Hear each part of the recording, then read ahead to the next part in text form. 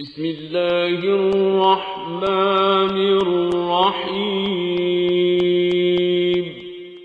وَلَقَدْ يَسَّرْنَا الْقُرْآنَ لِلذِّكْرِ فَهَلْ مِن مُدَّكِرٍ۔ السلام علیکم ورحمۃ اللہ۔ الحمدللہ وکفا وسلام علی عبادہ الذین اصطفیٰ، اما بعد فاعوذ باللہ من الشیطان الرجیم، بسم اللہ الرحمن الرحیم۔ وَلَقَدْ أَرْسَلْنَا مُوسَىٰ بِآيَاتِنَا وَسُلْطَانٍ مُبِينٍ۔ سورہ مومن کی آیت نمبر 23۔ فرمایا ہم نے موسیٰ کو فرعون اور حامان اور قارون کی طرف اپنی نشانیوں کے ساتھ بھیجا۔ معاف کیجیے، اگلی آیت کے ساتھ ملا کر رہیے، وَلَقَدْ أَرْسَلْنَا مُوسَىٰ بِآيَاتِنَا وَسُلْطَانٍ مُبِينٍ، اور ہم نے موسیٰ کو بھیجا اپنی آیات کے ساتھ اور کھلی سند ماموریت کے ساتھ۔ کہاں؟ إِلَىٰ فِرْعَوْنَ وَحَامَانَ وَقَارُونَ فَقَالُوا سَاحِرٌ كَذَّابٌ، فرعون، حامان اور قارون کی طرف۔ فقالو، تو انہوں نے کہا ساحر کذاب، یہ جھوٹا بھی ہے اور جادوگر بھی ہے۔ یہاں سے ایک مرتبہ پھر اللہ تعالیٰ نے موسیٰ علیہ السلام کا ذکر کیا اور ایک خاص تناظر بھی کیا ہے۔ اس سورت کا نام سورہ مومن ہے اور اسی حوالے سے ہے کہ اس میں ایک ایسے بندہ مومن کا ذکر اب ہمارے سامنے آ رہا ہے کہ جو فرعون کے دربار میں موجود تھا اور اسی کے لوگوں میں شامل تھا، لیکن وہ ایمان لا چکا تھا، اور اب ایک ایسے موقع پر کہ جب اس نے یہ دیکھا کہ اب اسے اپنے ایمان کے اظہار کی ضرورت ہے، تو اس نے اپنے ایمان کا اظہار بھی کیا، اور اس موقع پر اپنی طرف سے اس طرح سے اس نے دلائل دیے اور جس طرح لوگوں کو دعوت دی اور بتایا اور انہیں للکارا ان کے اپنے جو بدعمالیاں ہیں اور جو ان کے جرائم ہیں اس پر، تو وہ اس کی اپنی مثال آپ ہے، جو چیزیں اس کے اندر اس میں ہمارے سامنے آ رہی ہیں۔ تو یہاں پر اللہ تعالیٰ نے اس قصے کو اسی حوالے سے ہمارے سامنے رکھا ہے کہ یہ موقع کس وقت آیا ہے۔ تو اس سے پہلے مختلف مقامات پر جو ہے اس میں موسیٰ علیہ السلام کا ذکر جو ہے وہ ہو چکا ہے، لیکن یہاں پر ایک خصوصیت یہ ہے کہ یہاں پہلی مرتبہ یہ بات آ رہی ہے کہ ہم نے موسیٰ کو فرعون اور حامان اور قارون کی طرف بھیجا۔ قارون جو ہے اس کی بات ہے الگ سے، حامان تو اس کا وزیر ہے، قارون کی بات جو ہے اور حامان کی بات سورہ قصص میں پہلے ہو چکی ہے۔ اور قارون جو ہے یہ بنی اسرائیل میں سے تھا، یعنی موسیٰ علیہ السلام ہی کی قوم کا فرد تھا، اور یہ بات بھی کہی جاتی ہے کہ یہ ان کا چچا زاد بھائی یا ان کا عزیز تھا کوئی، اور اس کا معاملہ اسی اعتبار سے تھا۔ اور بعض لوگوں نے تو یہ بھی لکھا ہے کہ گویا کہ جب ان کا بنی اسرائیل میں سے تھا تو پھر اس کو کہا کہ یہ ان پر ایمان بھی لایا ہوا تھا موسیٰ علیہ السلام پر، لیکن بظاہر تو یہ بات معلوم نہیں ہوتی ہے، تو اس لیے کہا گیا کہ یہ نفاق تھا، یعنی بظاہر تھا لیکن حقیقتاً نہیں تھا۔ تو اللہ تعالیٰ نے یہاں تو یہ بات ہمیں بتائی ہے کہ وہ بڑے بڑے، جیسے فرعون کی بات کی کہ فرعون کی طرف بھیجا اور اس کے آیان سلطنت یہ کہا ان کے سلطنت لوگ، لیکن جن کے نام لیے تو وہ یہ 3 نام ہمارے سامنے آتے ہیں، فرعون کا نام، حامان کا نام اور قارون کا نام۔ تو اب اس کے جو جرائم ہے اس کی بنیاد حالانکہ بنی اسرائیل میں سے، لیکن پھر بھی اللہ نے اسے بھی انہی کے ساتھ گنا ہے۔ تو آدمی جن کے ساتھ ہوتا ہے انہی کے ساتھ شمار کیا جاتا ہے۔ یہ چونکہ فرعون کے ساتھ جا کے مل گیا تھا تو انہی کے ساتھ شمار کیا گیا، اور اس کی بدعمالیاں بھی اسی درجے کی تھی، تو پھر اسی طرح سے اس کو انہی کے ساتھ میں بریکٹ کر دیا گیا۔ تو فرمایا کہ ہم نے موسیٰ کو فرعون اور حامان اور قارون کی طرف اپنی نشانیوں اور نمایاں سند معمولیت کے ساتھ بھیجا، مگر انہوں نے کہا کہ ساحر ہے، کذاب ہے۔ یہ ان کا طرز عمل ہے، ان کا جو ہے وہ کہیے کہ جواب ہے کہ جو ان آیات اور سند معمولیت کی جو بات ہے، تو اللہ نے کہا کہ ان کے ساتھ یعنی ان علامات کے ساتھ ہم نے بھیجا کہ جن کی بنیاد پر یہ سمجھا جا سکتا تھا، پہچانا جا سکتا تھا کہ موسیٰ علیہ السلام جو ہیں وہ اللہ کے رسول ہیں، یعنی ایسی سند معمولیت انہیں حاصل تھی، یعنی جس انداز سے وہ آئے تھے، جس شان سے وہ آئے تھے۔ تو ایک طرف تو وہ بھی کہ جو معجزات انہیں دیے گئے وہ بھی اپنی جگہ پر ہیں، اور اسی کے ساتھ ساتھ جس جرت کے ساتھ اور جتنے اس کیفیت کے ساتھ وہ بھرے دربار کے اندر آئے ہیں، وہ خود اپنی جگہ پر اس بات کی دلیل تھی کہ یہ شخص جو ہے تنہا نہیں ہے، بلکہ کسی قوت کے بلبوتے پر یہاں پر آیا، یعنی ایک ایسا شخص جس پر الزام تھا کہ اس نے وہاں پر جو ہے ان کے آدمی کو مار دیا اور اس کے قتل کا فیصلہ ہو چکا ہے انہی کے، اور وہ اس طرح سے درانہ جو ہے ان کے دربار کے اندر آ کر کھڑا ہو جائے اور آ کر جو انہیں مخاطب کرے اور پھر ان سے کہے کہ وہ اللہ کی طرف سے بھیجا ہوا رسول ہے اور سارے اعیان سلطنت کو مخاطب کرے، تو یہ بات خود اپنی جگہ پر ایک دلیل بن رہی تھی کہ اس شخص کے ساتھ کوئی طاقت تو ہے، ورنہ کس بلبوتے پر اس طرح سے یہ جہاں پر اس کو مجرم سمجھا جا رہا ہے اور اس کے خلاف فیصلہ بھی ہو گیا وہاں پر یہ آ گیا ہے۔ اور پھر اس کے بعد جب انہوں نے جو معجزات اللہ تعالیٰ نے عطا کیے تھے وہ معجزات جب ان کے سامنے رکھے ہیں تو بھی یہ بات ثابت ہو گئی، واضح ہو گئی۔ عصا اور اپنے یہ جو ان کا ہاتھ روشن ہوتا تھا، صرف یہی بات نہیں ہے بلکہ اس کے علاوہ بھی اللہ تعالیٰ نے بتایا ہے، پیچھے ہم پڑھ کر آئیں گے 9 نشانیاں جو اللہ تعالیٰ نے اور مزید انہیں عطا کی ہیں، تو وہ سب چیزیں سامنے آتی ہیں کہ کیا کیا نشانیاں دیکھی ہیں، کس طرح سے ان کے ایک اشارے پر ان کے کہنے پر جو ہے لاکھوں مربع میل کے علاقے میں جو ہے طوفان آ گئے ہیں، اس کے اندر ٹڈی دل پھیل گئے ہیں، اس کے اندر مینڈک جاری ہو گئے ہیں، ہر چیز خون بن، یعنی ساری چیزیں ان کے سامنے تھی تو وہ پہچان رہے تھے، کھلی سند معموریت تھی، جو کہا نا بھی آیات تھی نا، تو وہ روشن علامات نشانیاں بھی جو باتیں تھیں پیغامات وہ بھی، اور سلطان کیا ہے، یہ وہی سند معموریت ہے کہ جس کے ذریعے سے ان کے سامنے یہ بات واضح تھی کہ یہ موسیٰ علیہ السلام اللہ کے رسول ہیں، یہ کوئی ساحر نہیں ہے، کوئی جادوگر نہیں ہے، یہ بات وہ اچھی طرح سے جانتے تھے، لیکن یار ماننا نہیں ہے تو کچھ تو کہنا ہے، لہٰذا انہوں نے یہ الزام لگایا۔ فلما جاءهم بالحق من عندنا قالوا اقتلوا ابناء الذين آمنوا معه واستحيوا نساءهم وما كيد الكافرين الا في ضلال۔ پھر جب وہ ہماری طرف سے حق ان کے سامنے لے آیا تو انہوں نے کہا کہ جو لوگ ایمان لا کر اس کے ساتھ شامل ہوئے ہیں ان سب کے لڑکوں کو قتل کرو اور لڑکیوں کو جیتا چھوڑ دو، مگر کافروں کی چال اکارت ہی گئی۔ پیچھے یہ سارا ذکر ہو چکا ہے، پورا قصہ بیان ہوا ہے کہ جب جادوگروں کو بلایا گیا، فرعون نے خود بلایا، جمع کیا، اور پھر میدان مقابلے میں وہ جب پہچان گئے کہ موسیٰ علیہ السلام جو کچھ پیش کر رہے ہیں جادو نہیں ہے بلکہ یہ اللہ کی طرف سے جانب اللہ ہے، یہ معجزہ ہے، تو وہ ایمان بھی لیا ہے موسیٰ علیہ السلام پر اور اس ایمان کا اظہار و اقرار اعلان کر دیا انہوں نے۔ اور اس کے بعد پھر فرعون نے جس طرح سے پلٹ کر ان پر چڑھائی کی اور انہیں سزا دینے کی بات کی، وہ سب باتیں بھی آ گئی ہیں سامنے۔ تو جب یہ ساری باتیں ہوئی تو اس پر اب جو اعیان سلطنت ہیں، ان کے ساتھی ہیں، وہ حکایت کہتے ہیں، اس کے سردار ہیں، وہ کہتے ہیں ان کے بارے میں تو یہ بات کہی آپ نے، لیکن موسیٰ اور اس کے ساتھی کو ایسے ہی چھوڑ دیں گے کہ یہ زمینیں اس طرح سے فساد پھیلا رہے ہیں، سب کچھ کر رہے ہیں۔ ان کی نظر میں گویا فساد تھا کہ ان کو جو ہے ان کی غلط کاریوں پر متوجہ کرنا، ان کے ظلم کے خلاف ان کر کھڑے ہونا ان کی نظر میں فساد تھا، تو کہتے ہیں کہ تم انہیں ایسے ہی چھوڑ دو گے۔ تو اس وقت اس نے یہ بات کہی تھی، تو اسی کا ذکر یہاں پر اللہ نے پھر دہرایا ہے کہ فلما جاءهم بالحق من عندنا، کہ ہماری طرف سے جب وہ حق ان کے سامنے لے آیا، یعنی وہ ساری چیزیں پیش کر دی گئیں، حقیقت واضح ہو گئی، تو انہوں نے کہا کہ اب ان کے ساتھ کیا کرنا ہے، اقتلوا ابناء الذین آمنوا معه، کہ جو لوگ ان کے ساتھ ایمان لائے ہیں موسیٰ علیہ السلام کے ساتھ، ان کے بیٹوں کو قتل کرو، واستحیوا نساءهم، ان کی بیٹیوں کو، عورتوں کو ان کی جیتا چھوڑ دو۔ یہ وہ معاملہ ہے کہ جو اس سے پہلے ایک مرتبہ موسیٰ علیہ السلام کی پیدائش سے قبل، یعنی اس زمانے میں، پیدائش کے زمانے میں جاری ہو چکا تھا، یعنی یہ کام انہوں نے کیا تھا، اور اس وقت کے معاملات دوسرے تھے، اس وقت کے معاملات دوسرے سامنے آتے ہیں۔ اس وقت جو انہوں نے کہا ہے تو اسی اعتبار سے کہ ان کی طاقت کو توڑا جائے، اور جو لوگ ان کے ساتھ ایمان لا کر شریک ہوئے ہیں اور اتنا انہیں گویا ڈرا دیا جائے، اتنی ہیبت ناک سزا دی جائے کہ اس کے نتیجے میں ان کا ساتھ چھوڑ دیں، یہ ساری چیزیں پیش نظر تھیں۔ اس وقت دوسرا معاملہ ہے، تو اس کے بارے میں یہ بھی بات اب سامنے نہیں آتی ہے کہ آیا اس موقع پر جو دوسری مرتبہ کی بات ہے وہ اپنے اس منصوبے پر عمل کر سکے یا نہ کر سکے، اس کی نوبت آئی کہ نہیں آئی، یعنی یہ جو ہے اس کا ذکر جو ہے اس کے بارے میں ہمارے سامنے کوئی بات اس کے حوالے سے نہیں آتی ہے، کسی صحیح حدیث کے اندر کوئی بات اس طرح کی سامنے نہیں آئی ہے، لیکن ان کا منصوبہ یہ بنا کہ یہ کام کیا جائے، یہ ظلم کیا جائے ان کے ساتھ۔ تو اللہ رب العالمین فرماتے ہیں وما کید الکافرین الا فی ضلال، مگر کافروں کی چال اکارت ہی گئی، کافروں کی چال جو ہے اکارت ہی گئی۔ تو یہ جو ان کا کہنا تھا، جو کچھ چاہتے تھے، تو ظاہر سی بات اس کا فائدہ وہ حاصل نہیں کر سکے۔ اس کا ایک دوسرا مطلب بھی ہو سکتا ہے، وہ یہ کہ ان کافروں کی جو چال بھی تھی وہ گمراہی اور ظلم و جور اور مخالفت حق ہی کی راہ میں تھی، یعنی حق واضح ہو جانے کے بعد بھی اور دلوں میں قائل ہو جانے کے باوجود وہ اپنی ضد میں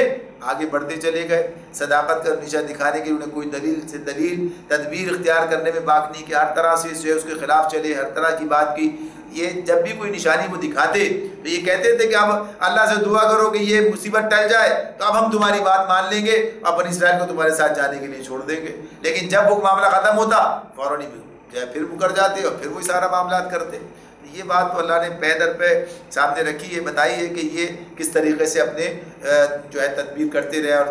جو ہے ذلیل ہوتے رہے، اس کے باوجود پھر اپنی اکڑ جو ہے دکھاتے رہے. بالآخر نتیجہ کیا نکلا؟ تباہی و بربادی ان کا مقدر بنی، تباہی و بربادی ان کا مقدر بنی. تو اللہ رب العالمین اسی درمیان کے بارے میں بتا رہے ہیں کہ دیکھو کیسے یہ بھی اللہ تعالیٰ کا اپنا ایک نظام ہے کہ خود باطل کے اندر سے حق کے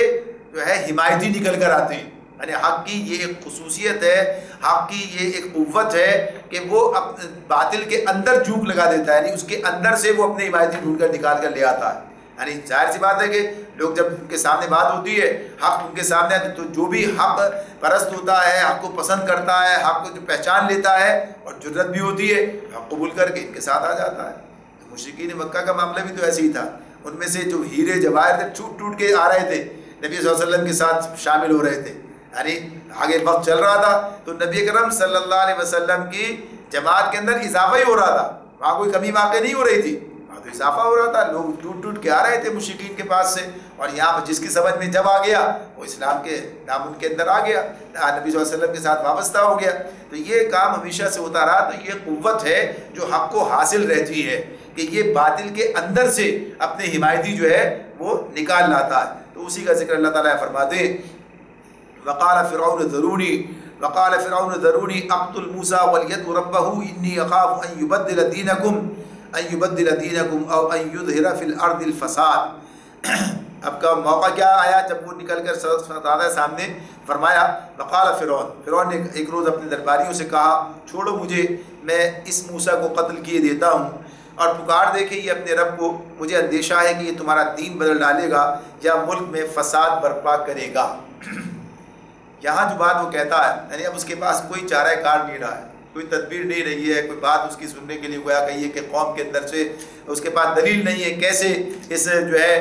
کا مقابلہ کرے، اس مسئلے کو حل کرے، کس طرح سے حق سے نظریں چرا رہا ہے، حق کو ٹکرانا چاہتا ہے لیکن دلیل کچھ نہیں ہے. تو اب کیا کہتا ہے؟ لاؤ چھوڑو مجھے ذرا میں اسے موسیٰ کو قتل کیے دیتا ہوں. پتہ نہیں کس نے پکڑ رکھا تھا اسے، یعنی جو کہتا ہے اس انداز سے، لیکن گویا کہ انداز یہی ہے کسی نے پکڑ رکھا ہے. یعنی گویا کہیے کہ اس طرح سے کہ اس کے مشیر، اس کے جو ہے درباری اسے منع کر رہے ہیں اور وہ کرنا چاہتا ہے، وہ کہتا ہے چلو چھوڑو مجھے، ختم کرو، میں کی کام کیے دیتا ہوں. تو یہ بات جو ہے جس طرح اسے کہہ رہا ہے وہ واقعہ یہ نہیں ہے. یعنی اس کے اندر جو اس کے روب و دبدبا جو موسیٰ علیہ السلام کا اس کے اوپر حاوی تھا اور جتنا مروب تھا وہ ان سے، اور جو خوفزدگی کی کیفیت اس کی تھی کہ اس نے ایک موقع پر اس طرح کہا تو ہے کر کچھ نہیں سکا ہے. ورنہ تو جادوگروں کے خلاف کہہ رہا ہے، فلاں کے خلاف کہہ رہا ہے، ان کے ساتھ ایمان لانے والوں کے ساتھ ہی سلوک کروں، ان کے ساتھ کچھ کرنے کی ہمت اس کی نہیں ہے. اور یہ اللہ تعالیٰ کی طرف سے نصرت ہوتی ہے انبیاء کے ساتھ کہ اہل ایمان کے ساتھ کہ انہیں اللہ کی مرضی منشا کے بغیر کوئی نقصان پہنچا نہیں سکتا ہے. تو یہاں پر اللہ تعالیٰ فرماتے ہیں کہ اس نے یہ بات کہی اور کہا ساتھ ساتھ پکار دے کے اپنے رب کو. یعنی صاحب بڑا لیڈر بنا،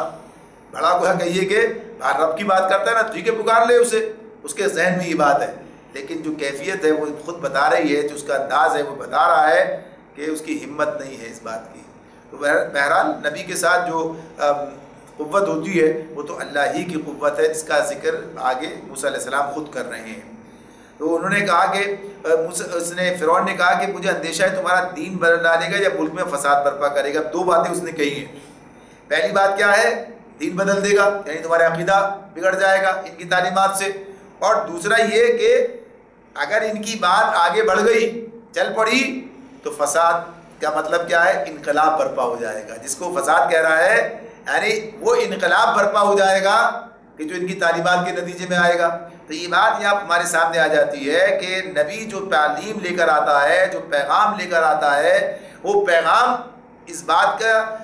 یعنی کو واضح کر رہا ہوتا ہے، یعنی وہ اس بات کا متقاضی ہوتا ہے، یعنی اس کے اندر یہ بات موجود ہوتی ہے کہ وہ بالادست ہونے کے لیے آتا ہے. وہ بالادست ہونے کے لیے آتا ہے، وہ جو ہے اس کی موجودگی میں کوئی اور دین جو ہے، کوئی اور نظام اس کو بالادستی حاصل نہیں ہوتی. اسی کو بالادستی حاصل ہوتی ہے اگر وہ اپنے اس مرحلے اس مقام تک پہنچ جائے، لوگ اسے قبول کریں تو نتیجہ پھر اس کا یہی نکلتا ہے، انہیں یہ کام کرنا ہوتا ہے. حاملان دین کو یہ بات ان کی ذمہ داری میں ہوتی ہے کہ اب اس دین کو غالب کریں، غالب کرنے کی جدوجہد کریں، جیسے نبی صلی اللہ علیہ وسلم نے کی ہے۔ تو یہاں پر اسے یہ بات پتہ تھی کہ اگر یہ بات چل گئی تو نتیجہ کیا نکلے گا؟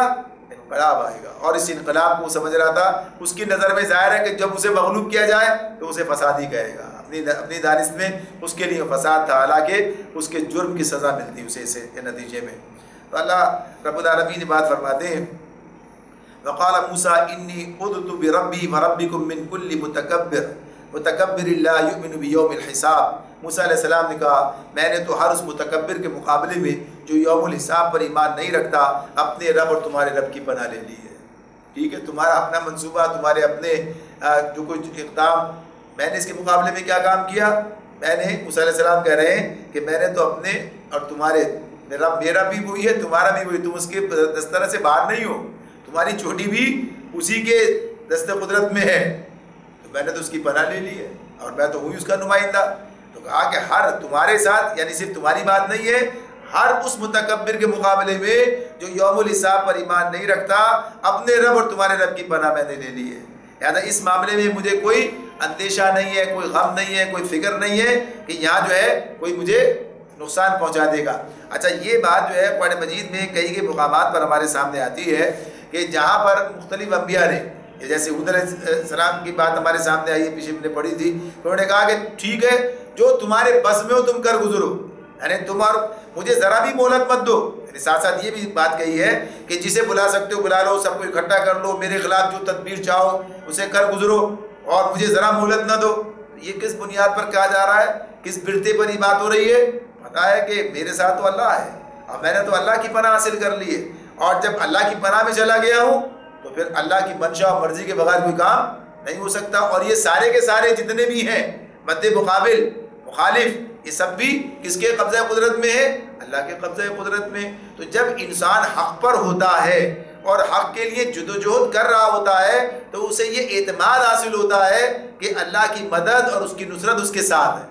جب انسان کی اپنی کمزوریاں ہوتی ہیں، اپنی خامیاں ہوتی ہیں، اپنی خرابیاں ہوتی ہیں، تو پھر اسے اندیشہ رہتا ہے کہ بھئی میں اللہ کی مدد کا مستحق قرار پاتا بھی ہوں کہ نہیں قرار پاتا۔ اگر اللہ کے مدد کا مستحق آدمی نہ بنے تو پھر برابر کا مقابلہ ہوتا ہے، ٹھیک ہے، پھر تو وہ بھی آدمی آپ بھی آدمی، دنیا پرست وہ بھی، دنیا پرست دوسرے بھی۔ تو اس معاملے میں یہ بات اپنی جگہ ہے کہ جب آدمی بالکل حق پر ہوتا ہے اور حق کے لیے جدوجہد کر رہا ہوتا ہے جیسے رسول اور اس کے ساتھی کر رہے تھے، تو انہیں یہ اعتماد ہوتا ہے، یہ حوصلہ ہوتا ہے کہ اللہ ہمارے ساتھ ہے، اللہ ہمارے ساتھ ہے، اور یہ سارے کے سارے جتنے مخالف ہیں یہ اللہ کی دسترس سے باہر نہیں ہے۔ ہاں، اللہ کے منشا جو بھی ہوگا، اگر ہمیں کوئی تکلیف پہنچنی ہے، کوئی آزمائش ہم پر آنی ہے، اللہ کی مرضی کے مطابق وہ آئے گی، پھر اللہ بھی اس سے ہمیں نکالے گا، اللہ اس میں کامیابی بھی ہمیں دلائے گا۔ یعنی یہ سب کچھ جو کچھ بدر میں ہوتا رہا، احد میں ہوتا رہا، خندق میں ہوتا رہا، ظاہر سی بات ہے کہ اللہ کی منشا اسی اعتبار سے اللہ نے بتایا، سورہ انفال نے بتایا بھی ہے کہ ہم ان کا بازو کاٹ دینا چاہتے ہیں، تب لائے چڑھا کر کیا اور دکھایا ان کی نظروں میں تمہیں کم کہ آئیں گے اور آگے ٹکرائیں اور نتیجہ بھی پھر دیکھیں۔ یہ اللہ کا انتظام ہے، اللہ کا اپنا فیصلہ ہے۔ تو اس اعتبار سے وہ کہتے ہیں کہ میں نے اپنے رب اور تمہارے رب کی پناہ لے لی ہے۔ اور پھر فرمایا وقال رجل مؤمن من آل فرعون یکتم ایمانہ اتقتلون رجلا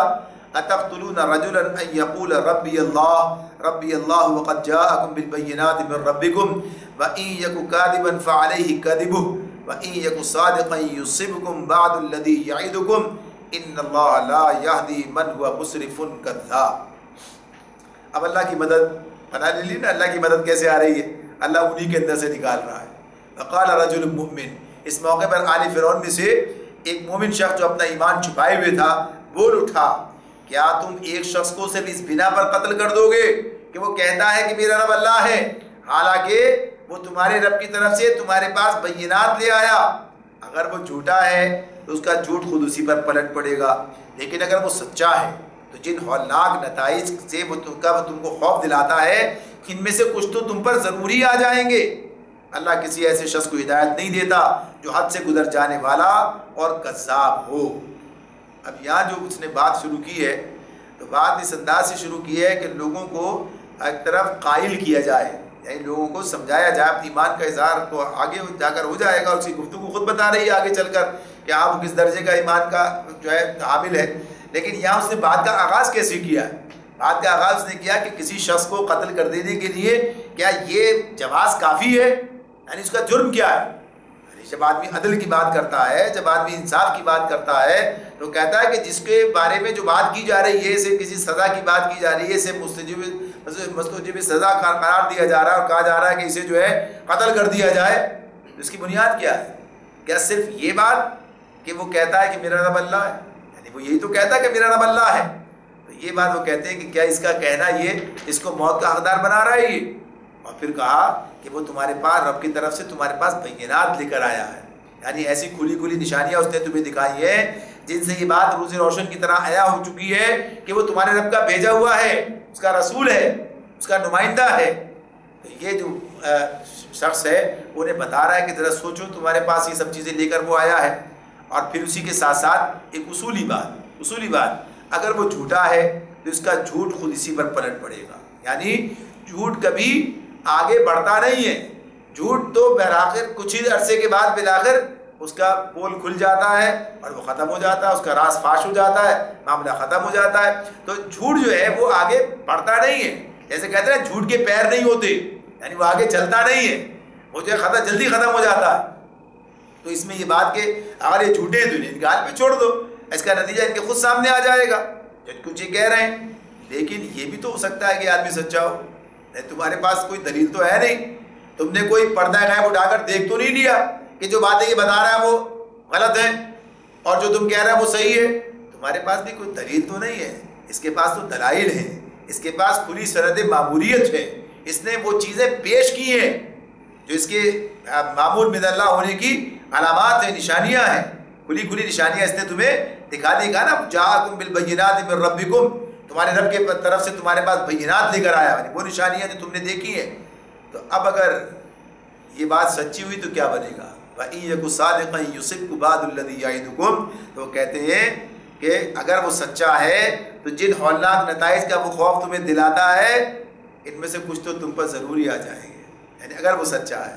یہ نہیں کہا کہ وہ سچا ہے، یعنی وہ تو سچا ہے، ایمان ان کا یہی ہے، لیکن ابھی بات کیا ہو رہی ہے؟ قوم کو ذرا سمجھانے کی بات ہو رہی ہے۔ جب فیصلہ ہو جاتا نا یہ آدمی ادھر ہے، یہ آدمی ادھر ہے، اب اس کی بات تو سننی نہیں ہے، جیسے موسیٰ علیہ السلام کی بات سننے کے لیے تیار نہیں تھے، اب وہ انہی کے اندر سے اٹھ کر اور انہی کے درمیان بات کر رہا ہے اور بتا رہا ہے کہ بھائی دیکھو یہ دلائل ہیں، یہ شخص جو ہے بینات لے کر آیا ہے، جھوٹا ہے تو پتہ چل جائے گا، کچھ دن کے بعد اندازہ خود ہی جھوٹ کا پول کھل جائے گا، اور سچا ہوا تو کیا ہوگا؟ یہ بھی تو سوچو، یہ بھی تو ایک سوال اپنی جگہ موجود ہے۔ تو پھر اس کے بعد کہتا ہے ان اللہ لا یہدی من هو مسرف کذاب، اور بات اصل میں یہی ہے کہ اللہ کسی ایسے شخص کو ہدایت نہیں دیتا جو حد سے گزر جانے والا اور کذاب ہو۔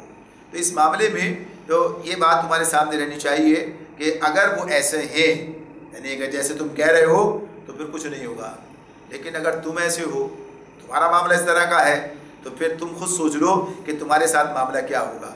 یعنی دونوں اسے مانے نکلتے ہیں کہ ایک طرف تو وہ کہیے کہ اس طرح کہہ رہے ہیں، موسیٰ علیہ السلام کے اوپر رکھ کے بات ہو رہی ہے کہ اگر ایسا ہوا، اور دوسری طرف انہیں سنایا جا رہا ہے کہ مصرف اور کذاب کون ہے، تو تم جانتے ہو،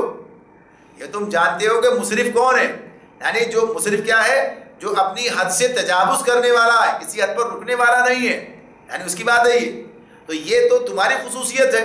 یہ بات تو سب کو معلوم ہے کہ کون ہے مصرف، تو یہ بات تو وہ جانتے تھے، اور جھوٹ پر تمہارے سارے معاملات کی نظام کی بنیاد ہے، تمہارا سارا نظام کس پہ چل رہا ہے؟ جھوٹ پہ چل رہا، یعنی یہ بھی وہ جانتے تھے، تو گویا انہی کو بتایا جا رہا ہے، یہ بات براہ راست انہی سے کہی جا رہی ہے کہ دیکھو یہ کون ہے، نام نہیں لیا اس نے، لیکن یہ بات بتا دی کہ مصرف اور کذاب جو ہے اس کی بات چلنے کی نہیں ہے،